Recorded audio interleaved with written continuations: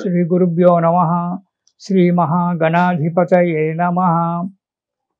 ఇక వృషభ రాశి వారికి, ఈ వృషభ రాశి వారికి కూడా ఈ నెలలో అనుకున్నటువంటి యొక్క కార్యక్రమాలలో జయం కలగడం ఉంటుంది.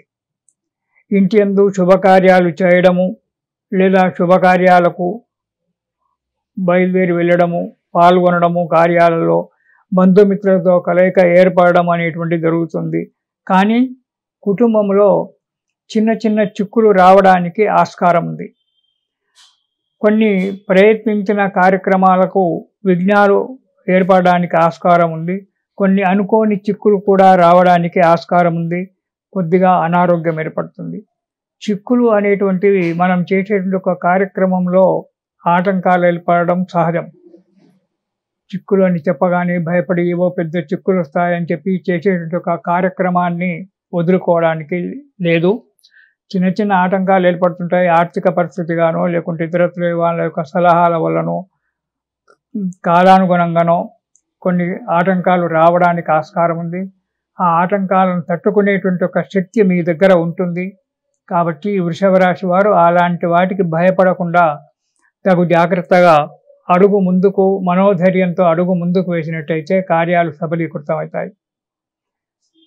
ఇక మొదటి వారం కనుక చూసుకున్నట్టయితే వృషభ రాశి వారికి ఆరోగ్యం కొద్దిగా దెబ్బతింటుంది. పనుల ఒత్తిడి ఎక్కువగా అవుతుంది. వాటిని తట్టుకోవడం ఒక్కోసారి కష్టం అవుతుంది. వాటి వల్ల అకాల భోజనం జరుగుతుంది. అకాల భోజనం జరగడం వల్ల అనారోగ్యము, అలసట, మనశ్శాంతి లేకపోవడము అనేటువంటి మొదటి వారంలో కలుగవచ్చు. చిన్న చిన్న చిక్కులు కూడా రావడానికి ఆస్కారం ఉంది. ఆ చిక్కులు వెంబడే విడిపోవడానికి కూడా ఆస్కారం ఉంది. కాబట్టి జాగ్రత్తగా, మనోధైర్యంతో జాగ్రత్తగా ఆలోచించి అడుగు ముందుకు వేయాలి వృషభ రాశి వారు మొదటి వారంలో. ఇక రెండవ వారం కనుక చూసుకున్నట్టయితే ఆరోగ్యం చాలా బాగా ఉంటుంది. ఉల్లాసంగా, ఉత్సాహంగా ఉంటారు.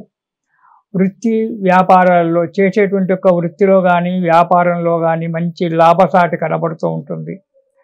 మంచిగా మనశ్శాంతిగా, ఉల్లాసంగా ఉంటారు.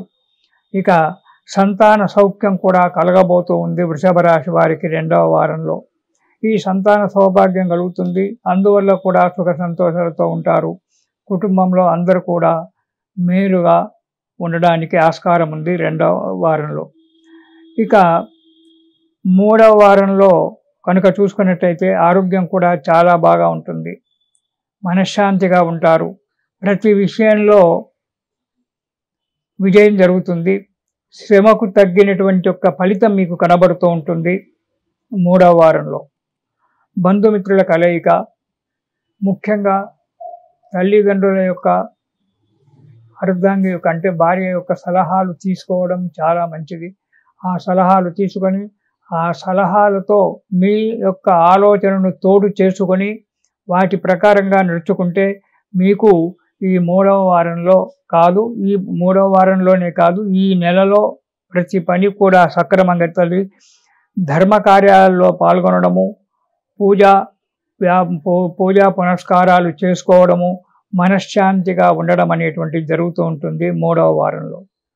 ఇక నాలుగవ వారం కనుక చూసినట్టయితే సదా ఆనందము, ఎప్పుడు కూడా ఆనందంగా ఉండడానికి ఆస్కారం ఉంది. కొంత మనోవ్యాకులత ఏర్పడుతుంది. అయినప్పటికీ అది తొందరగా సమసిపోవడం కూడా జరుగుతుంది. ఆ శ్రావణ లక్ష్మి యొక్క అనుగ్రహం వల్ల నాలుగవ వారంలో కూడా మంచిగా మనశ్శాంతిగా, శారీరక, మానసికమైనటువంటి ఒక బలాలు కలిగి మంచిగా సంతోషంగా ఉంటారు. కాబట్టి ఈ నాలుగవ వారంలో, ఈ నెలలో ఈ వృషభ రాశి వారు ఈ శ్రావణ మాసంలో ప్రతిరోజు కూడా మరచిపోకుండా లక్ష్మీ స్తోత్రం పారాయణం చేయండి.